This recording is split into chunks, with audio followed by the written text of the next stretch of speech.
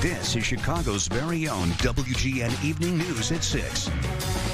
Well, a recent congressional report is putting the spotlight on companies that are not doing enough to keep dangerous levels of heavy metals out of baby food. Congressman Krishnamoorthi is a Democrat whose 8th district covers much of the west and northwestern suburbs. He also serves on a subcommittee advocating for safer baby food. And this is just one of the topics we'll be discussing with him today. Thanks for joining us, Congressman. Hey, thank you so much, Micah and Ray. Back in March of 2021, the Baby Food Safety Act was introduced. And there are neurotoxins in baby food, lead, arsenic, mercury. What? Yeah, it's pretty shocking. And, my wife and I have 3 beautiful children. I joke that we were a profit center for baby food companies for many years. But in all seriousness, it surprised me that there are unfortunately toxic levels of heavy metals such as arsenic, cadmium, mercury, and lead in many baby foods.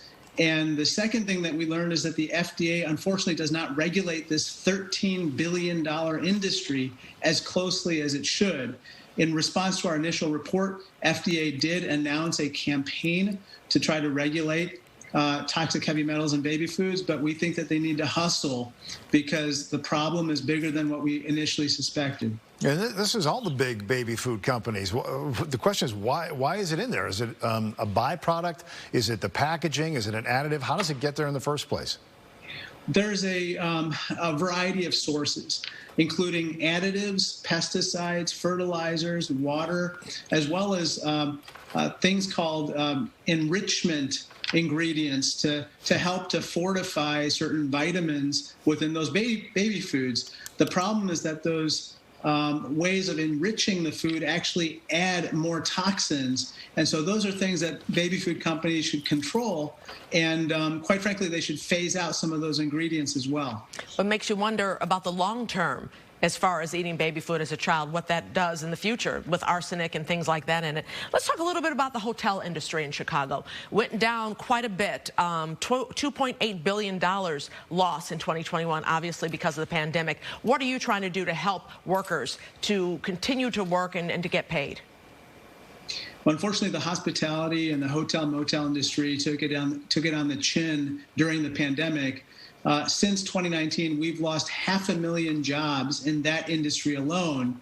And so I am a sponsor of a bill called the Save Hotel Jobs Act, which is meant to help keep those workers in their jobs as we get through this pandemic. Many women fill those jobs. Many people of color fill those jobs. Underserved communities rely on those jobs. And so we should support those jobs just as we have with other industries that have really been severely affected by the pandemic. So protecting their jobs is one angle, and I know that we've been talking about that for a number of months here, but why has there been no direct aid in any of the federal packages that supported the American worker? Well, I think that this is something that we have to address now.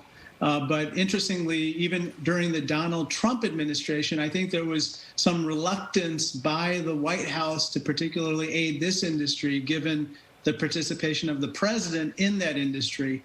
Nonetheless, now we know that the industry is hurting still. My district, which surrounds, for instance, O'Hare Airport, is full of these hotels and convention centers and so forth that are still reeling, and we have a lot of jobs at stake, and we need to help those people. Well, President Biden is making his delayed visit tomorrow. What can we expect from that? On the one hand, we're talking about vaccine mandates, and then the other is probably pushing his infrastructure bill. Right. I think that the president's visit is well-timed. These vaccine mandates really work.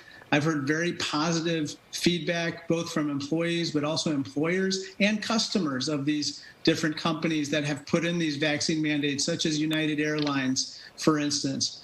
I think that the president's order requiring employers with greater than 100 employees to have vaccine mandates makes a lot of sense. This is a significant pandemic, and we have to approach it in a serious way now. With regard to infrastructure, I'm also eager to hear his comments as we try to rebuild our roads and bridges and airports. We have a famous piece of infrastructure in my district called the Elgin-O'Hare Expressway, which neither reaches Elgin nor O'Hare.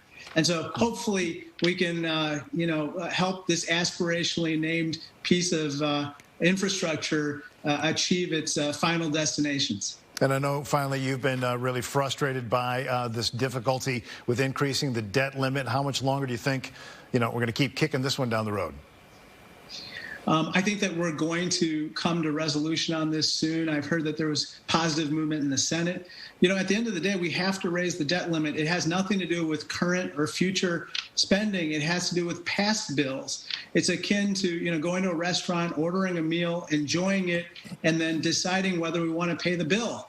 And lest we engage in a national episode of dining and dashing, we need to raise the debt limit and pay off those bills for goods and services already rendered. If we don't, we risk the full faith and credit of the United States and all the horrible consequences that go with that.